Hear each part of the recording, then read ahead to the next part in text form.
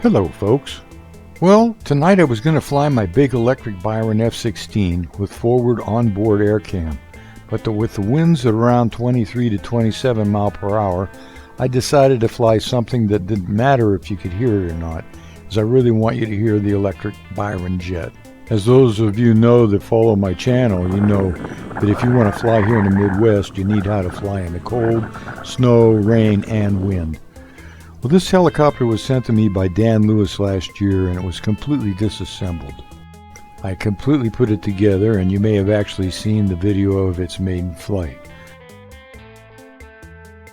Well, during the winter, Don DeGidio sent me a pool starter for it.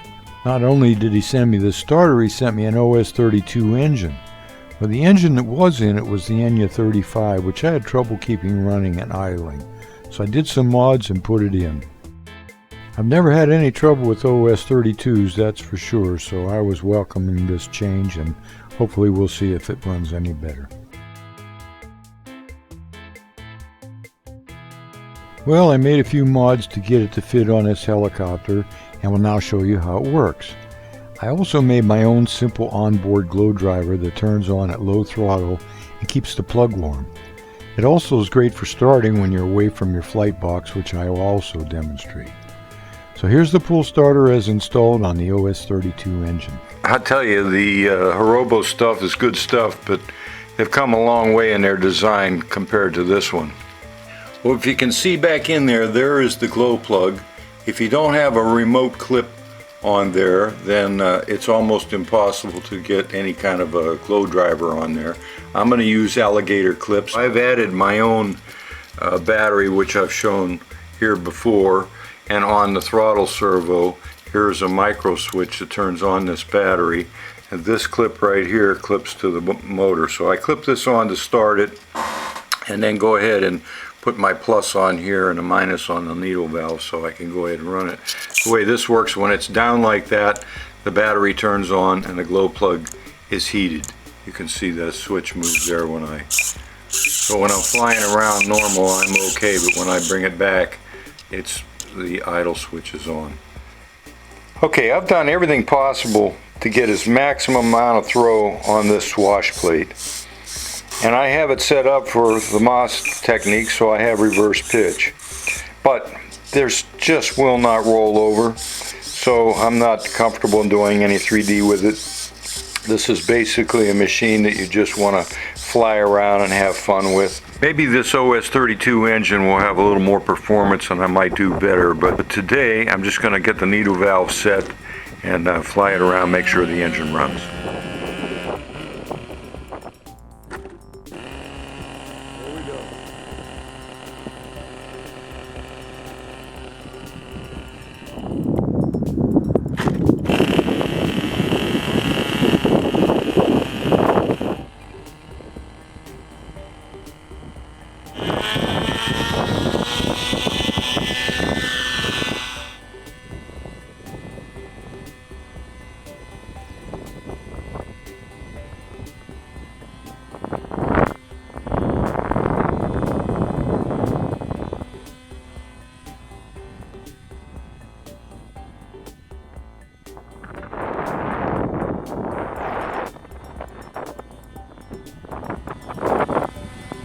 Windy.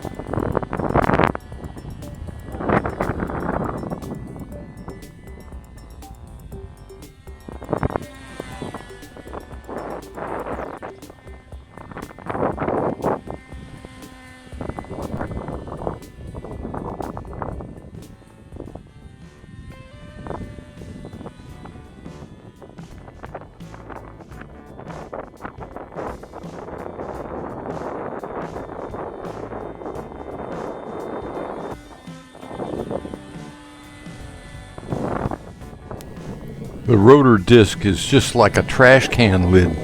It's kind of hard to fly a trash can lid in this wind.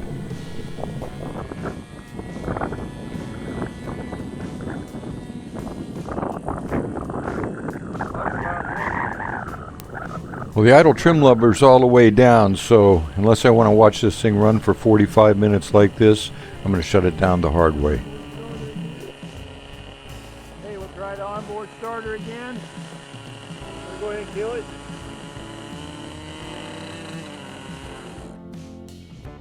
Okay. See what happens here. We'll try it one more time. Here we go.